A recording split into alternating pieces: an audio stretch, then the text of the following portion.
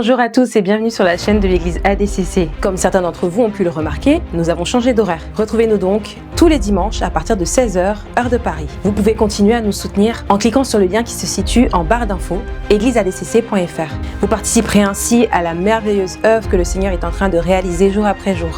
Nous vous souhaitons un bon visionnage et que le Seigneur vous bénisse.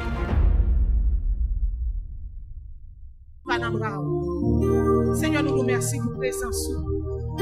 Joue nous-mêmes tout, Seigneur Dieu, fait nos grâces, pour faire nous porter non jusqu'aux extrémités de la terre. Qui est-ce nous y est, Seigneur Dieu? Vieux chaudier à refaire que nous y est, que nous t'ayons, pour prendre nos pieds bas, pour faire nos bons bagages. Nous-mêmes qui sommes ordinaires, nous tapons en marque de la société, pour prendre nous à terre, pour faire nous venir d'un monde extraordinaire. Une nation sainte, une race élue, un peuple acquis, un sacerdoce royal. Seigneur, c'est grâce à oui, c'est grâce à ça. Nous, chacun de nous, pas contre l'autre. Mais grâce à l'évangile, Seigneur Dieu, nous sommes capables de la même côté pour nous dire oui, l'éternel est Dieu et l'éternel est un. Pas que l'autre mon Dieu, pas jamais encore. Pas qu'avant, pas jamais, pas qu'après, pas jamais. Le premier-né d'entre les morts, la tête de l'église. Nous merci à soi, Seigneur. Côté nous dans l'adoration de la louange. Et que tu as dit, nous, Dieu siège au milieu de la louange de son peuple. Côté nous t'as pas eu gloire, Seigneur. Nous m'avons recevoir comme nous parfait de bonne odeur. Levez demain en l'air, nous recevoir comme nous parfait de bonne odeur. Les petites filles, Seigneur Dieu, qui va dispenser la parole. Seigneur Dieu, nous faites de chair et d'os. Mais nous, on a l'esprit où a agi, a travaillé en dans le monde. C'est pas pour nous qui va parler, mais c'est au même qui va inspirer dans lui-même, qui va nous bouger seulement, et la parole va faire emphatique. Et c'est par la parole que nous te connaissons, que Jésus-Christ nous connaît. C'est par la parole, Seigneur. Soyez, va nous un cœur qui est disposé, un cœur qui est disponible, un cœur qui attend ce qu'on va faire là, Seigneur. Pour nous pas attendre pour nous déposer à terre, mais pour nous attendre, pour nous mettre en pratique, pour capable de donner des fruits de la repentance. Parole là qui devient faite chair, qui est habitée parmi nous pleine de grâce et de vérité, fait que, Jésus notre Dieu, vérité agit dans nous-mêmes, pour capable de convaincre nous de tout péché. Remplis petit tout, et lui-même, c'est notre salvatio, nous va recevoir, elle va servir nous, chaque Seigneur au sujet de bénédiction, au nom du Père, du Fils et du Saint-Esprit. Amen. Accueillez la parole de Dieu.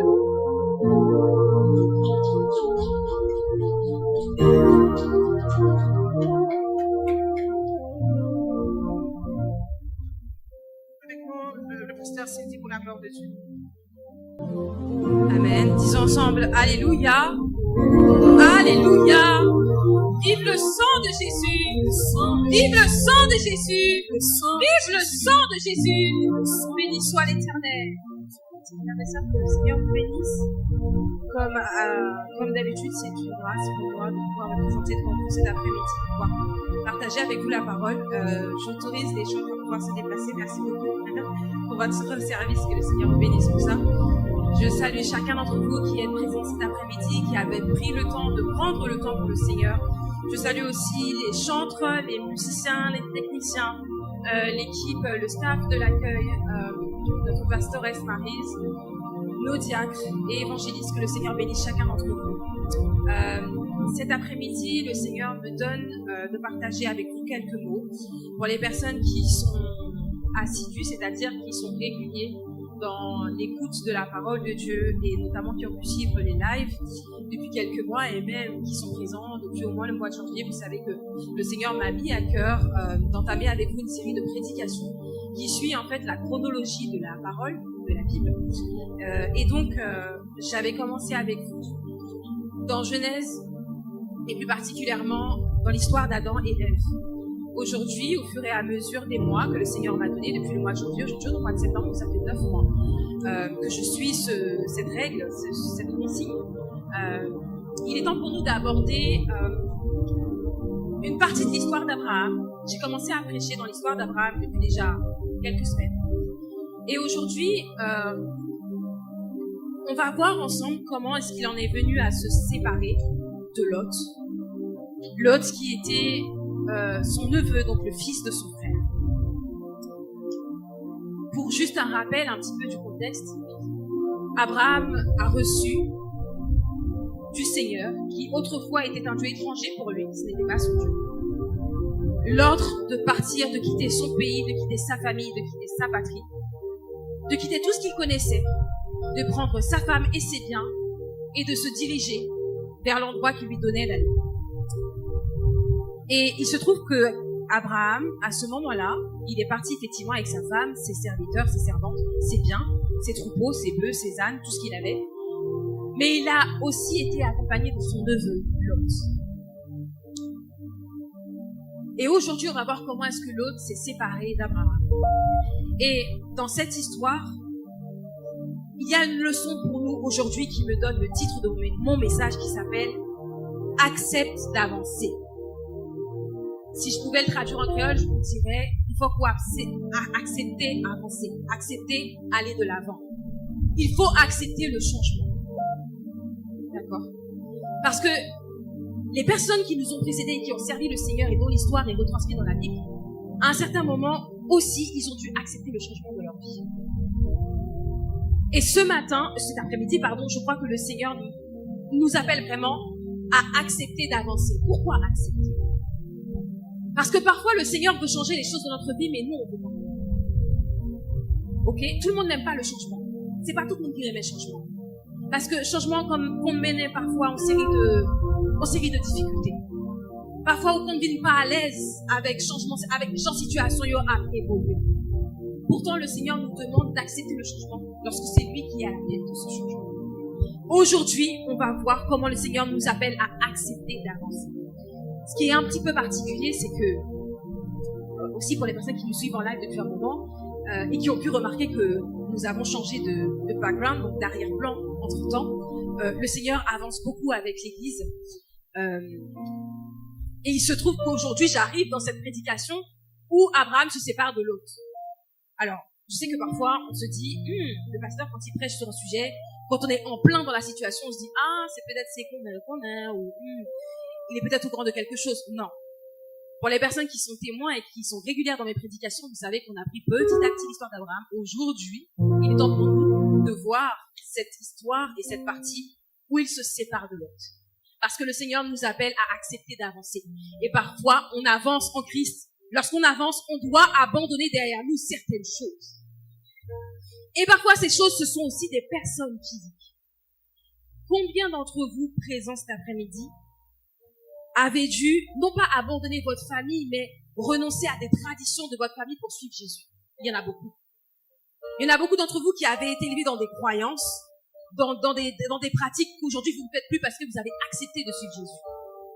Combien d'entre vous avez des familles qui ne croient pas en Christ ou qui ont une manière de servir différemment? Parfois, vous avez des personnes qui ont grandi dans des églises baptistes qui sont aujourd'hui dans les églises pentecôtistes. Et leur famille est restée chez les baptistes. Et même là, il y a une partie où on doit accepter d'avancer pour suivre son salut, pour suivre la propre voie que le Seigneur nous donne, malgré le fait que notre famille suit la sienne. Parce qu'en tant que chrétien, il y a des moments où on doit accepter de laisser certaines choses de côté pour avancer. Ça ne veut pas dire que ces choses sont mauvaises. Ça ne veut pas dire que c'est mauvais. Mais on sert un Dieu de saison. D'accord? Je sais que c'est assez à la mode de parler de saison dans les églises aujourd'hui, mais on sert un Dieu de saison. Le printemps, c'est pas l'hiver. L'automne, c'est pas l'été. En hiver, parce qu'il fait froid et que je vis dans un pays européen, je vais m'acheter un manteau. J'ai besoin du manteau parce que sinon je vais avoir froid. Ce manteau que j'achète, cette doudoune que j'achète, arrivé en été, j'en ai plus besoin, je la dépose. Ça veut pas dire que doudoune n'a pas d'importance. Ça veut pas dire que la doudoune, je la considère plus. Non, c'est juste que dans la saison dans laquelle je suis, je n'utilise pas la doudoune. De la même manière, en tant que chrétien, le Seigneur va vous demander d'avancer dans différentes saisons. Vous allez faire un parcours parfois dans une saison de l'hiver avec des gens autour de vous, c'est normal, parce que le Seigneur les a bénis pour vous bénir et il vous a bénis pour les bénir aussi. Mais arrivé en été, parfois il y a une séparation. Pourquoi? Parce que c'est l'été. Pour les personnes qui ont des proches qui vivent aux États-Unis ou qui vivent en Haïti, parfois, ils viennent en France, ils viennent visiter nous. Ils font 1 semaine, 2 semaines, 3 semaines, parfois 1 mois, parfois plus. Mais arrivé à un moment donné, ils doivent retourner chez eux. Parce que c'est la saison du retour. Il y a des saisons pour la vie des chrétiens. Mais il faut faire attention à ne pas entrer dans nos saisons avec des choses qui n'appartiennent pas à la saison. Parce que ça peut vous bloquer. Ça peut devenir pour vous une charge, une responsabilité plus lourde que ce que le Seigneur vous a donné. Et c'est exactement ce qui est arrivé à Abraham. On va voir ça ensemble et on va essayer de décortiquer ça ensemble. Je vais demander au frère Gédéon de bien vouloir projeter pour moi Genèse chapitre 13, on va tout lire. Je vous autorise à rester assis, c'est un passage qui est un peu long. Restez assis et puis écoutez la parole. Comme le dit la Bible, dans le livre de l'Apocalypse, que celui qui a des oreilles entende. Genèse chapitre 13, verset 1. Abraham remonta d'Égypte vers le midi, lui, sa femme et tout ce qui lui appartenait, et Lot avec lui. Donc pour rappel, Abraham n'était pas égyptien. C'est juste que pendant une des saisons que le Seigneur avait pour lui, il a dû aller en Égypte pour fuir la famine qu'il y avait dans le pays où il était. Et là, on voit qu'il revient d'Égypte.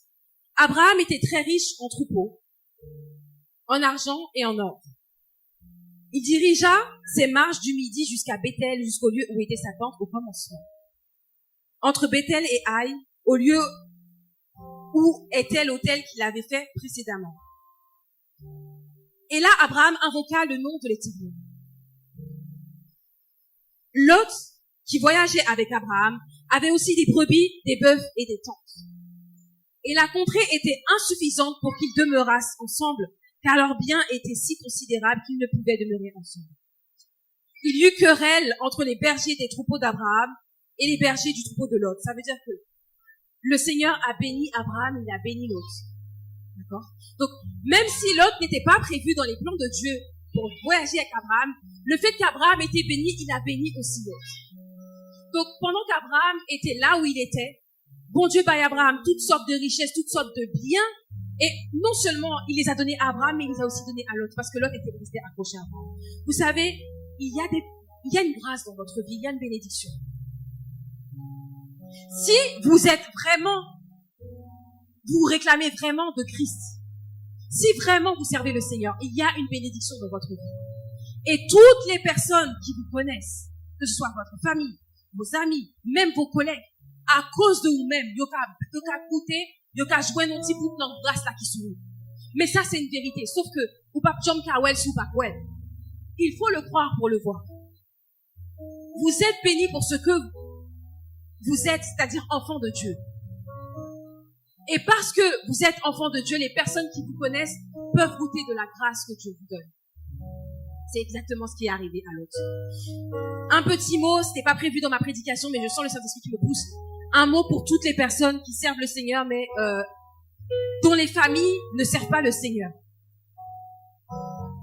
Des fois, vous priez pour ce membre de cette famille, vous priez pour eux parce que vous dites, Seigneur, il n'y a pas qu'on est, il y a une série de bagages qui pas droit devant vous, c'est vrai. Mais sachez que parce que vous restez accrochés à Jésus, la grâce que vous avez, elle découle sur eux. D'accord? Si l'ennemi a prévu pour eux un accident forcé, parce que vous êtes venu l'église dimanche, parce que vous avez servi pour Dieu tout bon, même s'il y en a toute bagaille qui passe ça, à cause de vous-même, bon Dieu qu'on épargne eux. Pourquoi? Parce que cet accident va vous causer de la peine à toi, qui fait ou pas qu'à prier, ou pas qu'à louer, ou pas qu'à adorer mon Dieu. Un mot aussi spécial pour les parents qui ont des enfants qui n'ont pas accepté de suivre Jésus-Christ. C'est normal de s'inquiéter pour ses enfants. Et c'est normal de prier pour ses enfants, et je vous encourage à prier pour vos enfants qui ne connaissent pas Christ. Mais lorsque parfois, pensez au Yovin, comment dire, les problèmes Yovin trop pour, ou qu'on vient penser à problème trop à cause des enfants. Qu'on ait que grâce qui soua, si moun yo ka goûter la dans tout. Et parce que tu es en Christ, tes enfants sont protégés. Oui, s'ils viennent à Christ, ils vont goûter une protection qui est plus grande. Mais si pour ça, s'il reste ça, que yo joignent, qu'a sauvé yo, qu'a fait yo du bien. Voilà pourquoi il ne faut pas jamais désespérer de prier pour sa famille et pour ses proches qui ne connaissent pas Dieu. Je reviens à ma lecture. Il y a eu conflit entre Abraham et Lot. D'accord? C'est pas Lot et Abraham qui étaient contre Gourmet ou qui étaient entrés en discussion, mais c'est les serviteurs et les servantes de Lot et Abraham qui étaient entrés en discussion parce qu'il y avait plus de place pour tout le monde. Tellement le Seigneur les avait bénis. Verset 7. Il y eut querelle entre les bergers des troupeaux d'Abraham et les troupeaux de Lot, les bergers des troupeaux de Lot. Les Cananéens et les Périsiens habitaient alors dans le pays. Abraham dit à Lot, qu'il n'y ait point, je te prie, de dispute entre toi et moi, ni entre mes bergers et tes bergers, car nous sommes tous frères. Tout le pays n'est-il pas devant toi? Sépare-toi donc de moi. Si je vais à gauche, si tu vas à gauche, j'irai à droite. Si tu vas à droite, j'irai à gauche. Lot leva les yeux et vit toute la plaine du Jourdain qui était entièrement arrosée, avant que l'Éternel eût détruit Sodome et Gomorrhe. C'était jusqu'à Tsoar, comme un jardin de l'Éternel, comme le pays d'Égypte. Lot choisit pour lui toute la plaine du Jourdain et s'avança vers l'Orient, et c'est ainsi qu'ils se séparèrent l'un de l'autre. Abraham habita dans le pays de Canaan, et Lot habita dans les villes de la plaine, et dressa ses tentes jusqu'à Sodome. Et on verra dans les prochaines prédications comment la séparation entre Lot et Abraham, comment Lot a perdu la grâce qu'il avait dans sa vie lorsqu'il s'est séparé d'Abraham. Les gens de Sodome étaient méchants et de grands pécheurs contre l'Éternel. Vous allez me dire, mais pasteur Cindy, tu viens de dire que Lot n'était pas dans les plans de Dieu pour Abraham, qu'Abraham n'avait pas, enfin, en tout cas, le Seigneur n'a pas expressément dit à Abraham de prendre Lot avec lui. Et là, maintenant, tu nous dis, quand il s'est séparé d'Abraham, il a perdu la grâce. Effectivement. Parce que le Seigneur, c'est un Dieu qui s'adapte aussi à nous, alors c'est nous qui devrions nous adapter à lui, hein. Mais dans sa grâce et dans sa miséricorde, il s'adapte à nous. C'est ce qu'on appelle, il y a deux types de volonté de Dieu. Il y a la volonté parfaite, exactement ce qu'il veut, et il y a la volonté un peu des circonstances.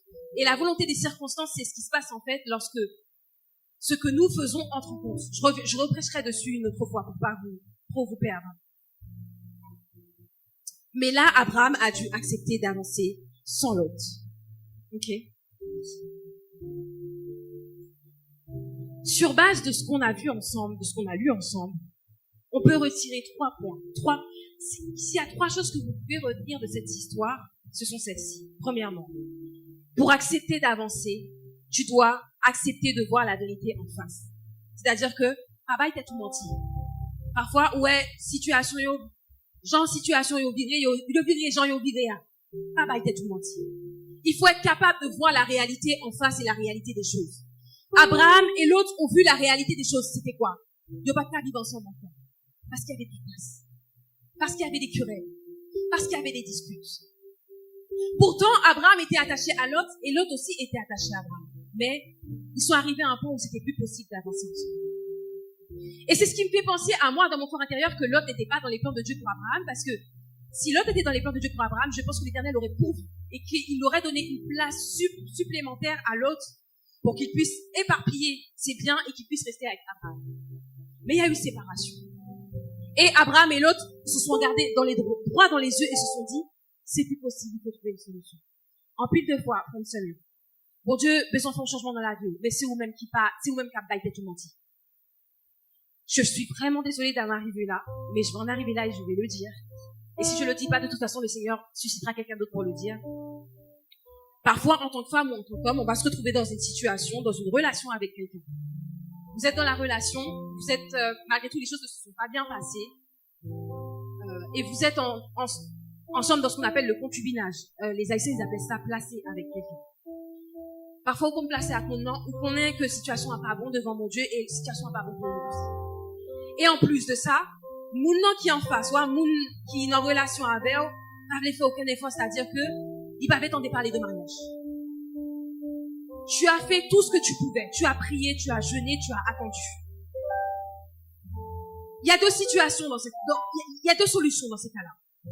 La première solution, c'est, le temps de Dieu n'est pas encore venu, mais même ça, j'ai du mal avec ça. Pourquoi? Parce que le Seigneur ne veut pas pour nous que nous soyons dans la fornication ou dans le concubinage. Bon Dieu va nous placer, c'est pas l'enfant de Dieu. Ça veut dire que, là où dans situation ça,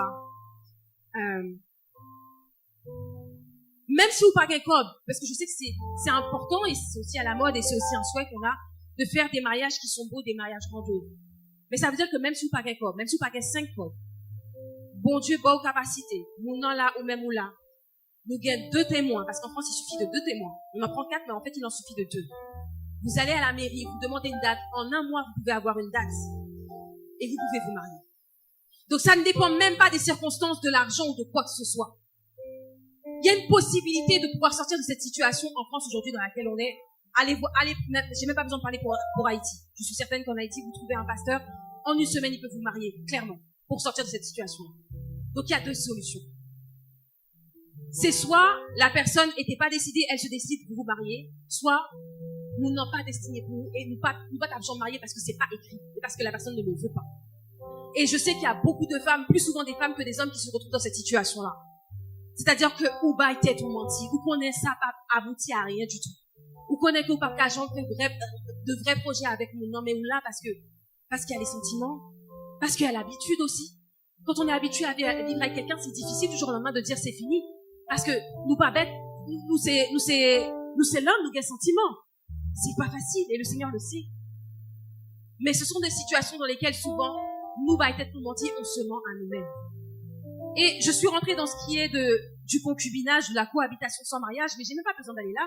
Je peux même aller dans les relations tout simplement entre jeunes. Parfois, on peut être avec quelqu'un et c'est pas ce que le Seigneur a décidé pour nous. On n'est pas dans, nous pas passé, nous pas dans fornication, nous pas dans rien. Mais moun nan ou avel, c'est pas écrit. Et c'est pas ce qui doit se passer. Et tu vois dans la relation des difficultés, c'est-à-dire que nous pas qu'à entendre nous, tout de suite c'est pas aller en pile, c'est gros discussions, et pas qu'à entendre entre les deux familles aussi. Bref, un paquet de difficultés présentées devant. Mais comme tu es dans l'habitude, comme tu es dans les sentiments, tu restes là. Pourtant, au fond de toi, tu sais que il y a un changement qui doit se faire. Dans ces situations-là, nous comptons pas être mentir. Et là, j'ai parlé des relations, mais on peut appliquer ça à tout. On peut appliquer ça à un travail. On peut appliquer ça à des relations entre frères et sœurs. Parfois, avec un frère ou une sœur de ta famille ou de l'église ou même avec des amis, ou t'es fait moun non bagaille, ou qu'on est au fait, ou qu'on est au coupable. Mais ou bah t'es tout menti, c'est-à-dire que tu ne veux pas demander pardon. Tu ne veux pas essayer de faire des efforts pour améliorer la situation. Alors qu'il y a besoin d'un changement. Le changement, c'est quoi? C'est le pardon. Le changement, c'est de pouvoir avancer ensemble. Mais ou bah t'es tout menti, tu te mens à toi-même parce que l'orgueil, parce que c'est moi qui ai raison, parce que c'est la honte aussi. Il y a des personnes qui ne veulent pas demander pardon parce qu'elles ont honte, c'est pas l'orgueil. Parfois, elles ont honte. C'est-à-dire qu'elles viennent de réaliser que ce qu'elles ont fait, c'était tellement pas bien. Comme si vous conscience ou vous reprocher ou ça a été fait tellement pas bon. Tellement pas de bon, pardon. Mais vous pouvez marcher sous mon nom pour demander le pardon parce que c'est la honte un peu. Mais la Bible dit qu'il y a plus de bonheur à donner qu'à recevoir. La Bible nous exhorte à prier pour nos ennemis. La Bible nous exhorte à demeurer dans le pardon. Pour voir le changement s'appliquer dans ta vie, tu dois premièrement accepter de voir la réalité en face. Abraham et Lot l'ont fait. Ils se sont assis à une table, ils ont discuté et se sont dit, ok, on va se séparer. Le deuxième point de cette histoire qu'on peut retenir et qu'on peut appliquer à notre vie et qui peut nous apporter, c'est le changement passe parfois par une séparation que tu dois accepter, premier point. Même lorsque cette séparation n'est pas à ton avantage. Pourquoi est-ce que je dis ça? Lorsqu'Abraham et Lot se sont séparés, en réalité, Lot a pris la meilleure partie du terrain. D'accord? Donc, Abraham a vu que Lot ne pouvait plus rester avec lui. Ça lui faisait mal à son cœur. Et malgré ça, quand il y a eu séparation, il n'a pas dit à l'autre, en tout cas, puisque c'est toi qui peux partir, je garde la meilleure partie. Non, non, non. Combien d'entre nous aurions fait cela selon la chair? On aurait dit à un tel, mon frère, ma soeur, mon neveu, en plus c'est son neveu, il aurait pu dire, l'autre connaît c'est moi grand moun, c'est au petit moun. Tu veux partir, ok, mais en tout cas, la meilleure partie, c'est moi qui la garde. Ou même dégager. Ce n'est pas ce qu'Abraham a fait. Abraham a laissé la meilleure partie du terrain à Lot. Il a laissé la partie la plus fertile à Lot. C'est-à-dire qu'Abraham, non seulement il a regardé la réalité en face, mais deuxièmement, il a accepté le changement même s'il n'était pas à son avantage. Parfois, le Seigneur peut changer votre situation. Mais la situation dans laquelle vous allez passer, vous avez les yeux pour voir que tu perds plus que ce que tu avais avant dans le changement. Pourtant, c'est bien dans le changement que le Seigneur te demande d'aller. Pourquoi? Parce que ça prouve au Seigneur, quand vous acceptez d'aller malgré le fait que c'est pas dans votre avantage, vous montrez au Seigneur que vous faites confiance. Vous montrez au Seigneur que vous avez la foi.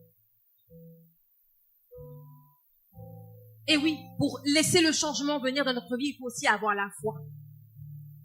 Que même lorsque ce qui doit venir n'est pas mieux que ce qui était avant, que le Seigneur fera concourir toutes choses à notre bien.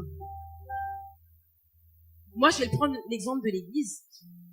Pour nous qui avons évolué depuis quelques mois, c'est pas toujours à son avantage de déménager, parce que pour certains, c'est plus loin que de chez eux qu'avant. c'est pas toujours à son avantage de voir l'assemblée se transformer, c'est-à-dire de voir des personnes partir et d'autres personnes venir.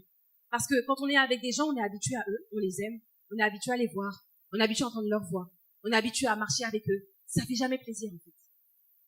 C'est pour ça que j'aime pas vraiment cette phrase qui dit âme perdue, tisse de retrouver. Parce qu'en réalité, en Christ, âme perdue, c'est une âme perdue. C'est-à-dire qu'elle est perdue pour elle-même, mais elle est perdue. Certes, il y en a 10 qui seront sauvés, mais cette brebis-là qui est perdue, elle est perdue. Voilà pourquoi ça fait jamais plaisir, en fait, vraiment, lorsqu'on veut faire les choses selon Christ, de voir les gens partir. Ça fait jamais plaisir. Mais parfois, il faut l'accepter. Pourquoi? Parce que, comme je le dis souvent, il vaut mieux être séparés, mais être sauvés chacun dans les églises différentes dans lesquelles on va, et servir ensemble, que de rester ensemble, attachés les uns aux autres, et de se tuer et de se faire du mal. En réalité. Parfois, se séparer, c'est pour mieux avancer. Parfois, c'est pour permettre à chacun de garder son salut et d'avancer ensemble. Même si la séparation fait jamais bien. Et même dans la séparation, rien ne nous empêche de garder des bons liens avec les personnes. De garder des bonnes relations. Et je pense que c'est à quoi le Seigneur nous appelle. Même si c'est jamais facile. Et sachez aussi qu'il n'est jamais trop tard. Si tu t'es séparé de quelqu'un dans ta vie, que ce soit un membre de ta famille, que ce soit une ex-relation, que ce soit un collègue, que ce soit un ami, malgré la séparation, ne reste pas dans la haine, ne reste pas dans la rancune. Essaie de garder de bons liens avec les gens. Parce que c'est à ça que le Seigneur prend plaisir. Et surtout si nous travaillons pour le même Dieu et pour aller au même endroit. Surtout si nous sommes du même royaume. Mais il faut accepter le changement même lorsqu'il n'est pas à notre avantage. D'accord? Parfois, le Seigneur va vous demander d'aller dans des voies. Franchement, vous allez voir, il n'y a pas d'avantage. C'est pas mieux pour moi, Seigneur, je ne comprends pas. Il faut y aller quand même. Parce que c'est le Seigneur. Et le Seigneur va changer le temps en circonstances. Pourquoi? Si je reviens à Lot et Abraham. La Bible nous dit que il y a eu séparation. Abraham a pris sa partie, Lot a pris sa partie. Et verset 11, Lot choisit pour lui toute la plaine du Jourdain qui s'avança vers l'Orient. La plaine du Jourdain, donc c'est la plaine où le fleuve passait. Pour ceux qui ont l'habitude de travailler la terre, que ce soit en France ou en Haïti, vous savez que les terres où il y a des courants d'eau ou des fleuves qui sont pas loin, en général, elles sont très fertiles, elles sont très humides, elles sont très bonnes, on peut les travailler. Lot a pris cette partie-là. Pourtant, la Bible nous dit encore, Lot habita dans les villes de la plaine et dressa ses tentes jusqu'à Sodome. Vous voyez? Dressa ses tentes jusqu'à Sodome. C'est-à-dire que Lot a tellement été gourmand, on va dire ça comme ça, peut-être qu'il avait besoin de la place tout simplement, mais en partant et en ayant la meilleure partie, finalement, il s'est retrouvé dans une situation, et on le verra plus tard, qui a détruit sa famille. Donc, vous pouvez avoir du changement. Parfait, à votre avantage, c'est génial. Mais au bout du compte, au bout de 2-3 mois, vous vous rendez compte que ce qui était doux à votre bouche devient amer à votre estomac. Et c'est possible lorsque ce changement qui avait l'air avantageux et positif ne venait pas de Dieu pour vous. Et là, je me rends compte qu'en fait, Abraham a été récompensé pour avoir donné la meilleure partie à son neveu. Il lui a donné la meilleure partie, Lot a géré comme il voulait, il a dressé ses tentes jusqu'à, et finalement, il a décimé sa famille. Et on va le voir aussi plus tard, Abraham, malgré cette séparation, il va aller porter secours à Lot qui va se retrouver dans une situation très compliquée. Il va aller à la guerre pour sauver Lot et pour sauver même le roi de Sodome. Rendez-vous compte. Avant la destruction de Sodome. Parce qu'Abraham a écouté le Seigneur, parce qu'il a regardé les choses en face, parce qu'il a accepté le changement même si c'était pas positif, et parce qu'il avait foi en son Dieu. Le troisième et dernier point avant que je vous laisse, qu'on peut retenir de cette histoire et appliquer pour nous, c'est qu'après avoir accepté d'avancer, tu peux entrer dans ta nouvelle saison. Parce qu'on n'entre pas dans une nouvelle saison sans avancer finalement. Je vais prendre un exemple tout bête. On va prendre l'exemple, c'est peut-être un exemple un peu compliqué, mais on va prendre l'exemple du soleil. On sait que le soleil, il se lève le matin, il se couche le soir. D'accord? Ça, on peut le voir avec nos yeux.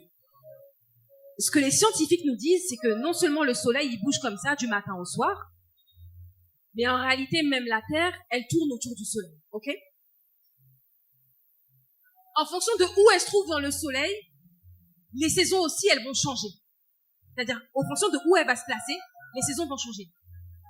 Voilà pourquoi, lorsqu'on habite en France, c'est pas forcément le cas dans d'autres pays, mais lorsqu'on habite en France, lorsqu'on est en hiver, il y a moins d'heures de soleil qu'en été. Et pour entrer dans la saison de l'hiver, tous les jours, depuis le mois de juin, on va perdre des minutes de soleil, en fait, d'ensoleillement. C'est-à-dire que plus les jours passent, plus le soleil va se coucher. Et petit à petit, on arrive à rentrer dans l'hiver. Je sais que l'exemple est un peu compliqué. Mais ce que je veux vous dire par là, c'est que même la planète, la Terre, sur laquelle on marche, même la création, pour entrer dans les nouvelles saisons que Dieu lui donne chaque année, elle accepte d'avancer. La Terre, elle suit son cours, en fait. Elle suit son cours, elle fait ce qu'elle doit faire. Elle accepte, elle obéit, elle fait. Parce qu'elle a été programmée comme ça. Et parce qu'elle accepte et qu'elle fait, les saisons changent. Et ça bouge. Mais nous qui sommes hommes, parce qu'on a une volonté, je vais pas dire, oui, supérieure à la création, puisque le Seigneur nous a donné l'autorité sur la création au Jardin d'Éden, lorsque on doit changer de saison, on ne peut pas le faire. Parce qu'on ne comprend pas, en fait, la bénédiction qu'il y a dans chaque saison et dans chaque temps de notre vie. Mais pour entrer dans ta nouvelle saison, il faut accepter le changement et il faut avancer. On chante souvent ce cantique qui dit qu'est moins content parce que me connaît ces saisons pas non qui vivait. Frère mieux, sous besoin d'entrer dans saison pas, avancez. Avancez. Laissez les choses derrière vous. Laissez le passé derrière vous. Laissez l'amertume derrière vous. Et parfois, oui, il faut laisser des personnes qu'on aime derrière nous. C'est pas parce qu'on les aime pas. Mais comme les autres cantiques le disent parfois, moins sous route, moins bral canaan, si ou pas, praler, pas marrer, pied. La personne qui va marrer vos pieds, c'est pas toujours quelqu'un de méchant, c'est pas toujours quelqu'un de mauvais. Hein? J'entends souvent les mamans haïtiennes qui disent, lorsqu'elles ont un bébé, un enfant à la maison, elles le nourrissent, elles lui donnent à manger, elles s'occupent de lui, et lorsqu'elles doivent aller au travail ou aller faire des courses et qu'elles laissent l'enfant avec les papas ou les frères et sœurs, elles disent, un tel mari-pied, pour pas aller. Le bébé est resté dans mes pieds, en fait, parce qu'il voulait rester avec moi. Même un bébé, il fait ça parce qu'il aime sa mère, il fait pas parce qu'il aime pas sa mère. Il fait pas ça parce qu'il veut donner des problèmes à sa mère, mais parce que pour lui, c'est important que maman reste là.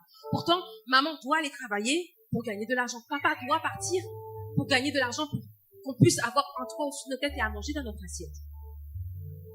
Les personnes, parfois, qui vont nous empêcher d'avancer, ce ne sont pas forcément des mauvaises personnes. Les situations qui vont vous empêcher d'avancer ne sont pas toujours des mauvaises situations. Mais en acceptant le changement, vous permettez à la personne que vous êtes d'entrer dans la nouvelle saison et donc d'expérimenter le Seigneur différemment, d'expérimenter de nouvelles bénédictions, de devenir plus fort en Christ et d'entrer encore plus dans le plan que Dieu a pour vous. Et c'est exactement ce qui s'est passé pour Abraham. Je vais terminer en vous lisant le dernier passage de la Genèse 13, du verset 14 au verset 18. Vous savez ce qui est drôle, et franchement, je pense vraiment que le Seigneur, il a le sens de l'humour. Il sait rire, c'est quelqu'un qui sait rire. Abraham s'est séparé de Lot, et une fois qu'il s'est séparé de Lot, le Seigneur a renouvelé son alliance envers Abraham. Donc parce qu'il a accepté de voir la réalité en face, parce qu'il a accepté le changement même s'il n'était pas à son avantage, il est rentré dans sa nouvelle saison. Et parce qu'il est rentré dans sa nouvelle saison, le Seigneur a renouvelé son alliance avec lui. C'est-à-dire qu'il est monté de plusieurs niveaux dans la foi. Grâce à ça. Genèse 13, verset 14. L'Éternel dit à Abraham, après que Lot se fut séparé de lui. Et pour vous appuyer que c'est Lot qui est parti. Après que Lot se fut séparé de lui. Lève les yeux et du lieu d'où tu es, regarde vers le nord et le midi, vers l'orient et l'occident. Car tout le pays que tu vois, je le donnerai à toi et à ta postérité pour toujours. Je rendrai ta postérité comme la poussière de la terre, en sorte que si quelqu'un peut compter la poussière de la terre, ta postérité sera aussi comptée. Lève-toi, parcours le pays dans sa longueur et dans sa largeur, car je te le donnerai.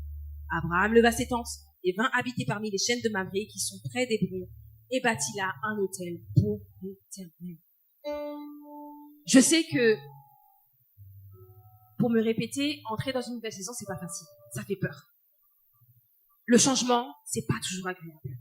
Mais aie la foi que le Seigneur t'attend de l'autre côté. Sous le tunnel du changement, le Seigneur t'attend derrière. Il t'attend. Et il a des belles choses entre ses mains pour toi. Accepte d'avancer. accepte le changement. Parce qu'en acceptant d'avancer, tu montres au Seigneur que tu as la foi. Et parce que tu as la foi, tu trouves la grâce que le Seigneur te réserve. Je prie que le Seigneur puisse affermir ces mots dans votre cœur, vous redonner courage, vous redonner l'envie de le servir et de faire ce qu'il vous appelle à faire. C'est jamais facile, mais sachez que le Seigneur sera là à vos côtés. Je serai probablement pas là à vos côtés pendant ce changement parce que je ne suis que chair. Mais le Seigneur, lui, qui est présent auprès de chacun d'entre nous, qui ne nous abandonnera jamais, sera là pour nous. Je vais terminer par une prière. Et après cette prière, je ferai une toute petite annonce. On va fermer les yeux et on va courber le front. Et je vais prier selon ce que le Seigneur me donne. Seigneur, Dieu de miséricorde, merci. Merci parce que tu es le Dieu des saisons. Tu es le Dieu qui renouvelle sa grâce et son amour pour nous chaque matin. Tu es le Dieu qui a pourvu pour nous à chaque stade et à chaque instant de notre vie. Seigneur, nous entendons cet après-midi ton appel d'exhortation à avancer malgré les circonstances. Ton appel à accepter, Seigneur Jésus, le changement de nos vies. Ton appel à te faire confiance même lorsque ce changement ne nous paraît pas avantageux pour nous, Seigneur. Nous entendons ton appel, Père éternel. Je te prie de nous recevoir avec nos cœurs humbles, nos cœurs tremblants, nos cœurs qui se questionnent, nos cœurs, Seigneur Jésus, qui doutent parfois. Accueille-nous, Seigneur Jésus, car nous acceptons, Seigneur, cette nouvelle saison que tu as pour notre assemblée. Et chacune des personnes ici présentes, Seigneur Jésus, pour qui tu as du changement prévu, permets qu'ils puissent rentrer dans cette phase de leur vie avec confiance, Seigneur, malgré les difficultés. Permets, Seigneur Jésus, que tu puisses parler à leur cœur et leur faire comprendre à quel point, Seigneur Jésus, tes plans sont bons et merveilleux pour eux.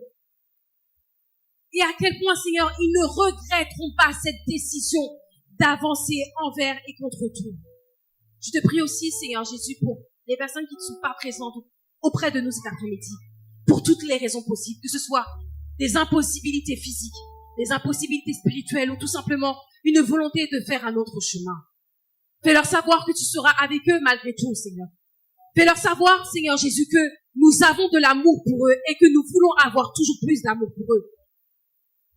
Et que nous attendons, que nous avons hâte, Seigneur Jésus, de voir ce jour se lever, ce jour où tu rassembleras ton Église auprès de toi, pour te louer, pour t'adorer, dans les temps infinis, Seigneur Jésus, dans ces moments où il n'y aura plus besoin de séparation que ce soit, parce que tu auras rassemblé autour de toi tous ceux qui t'appartiennent.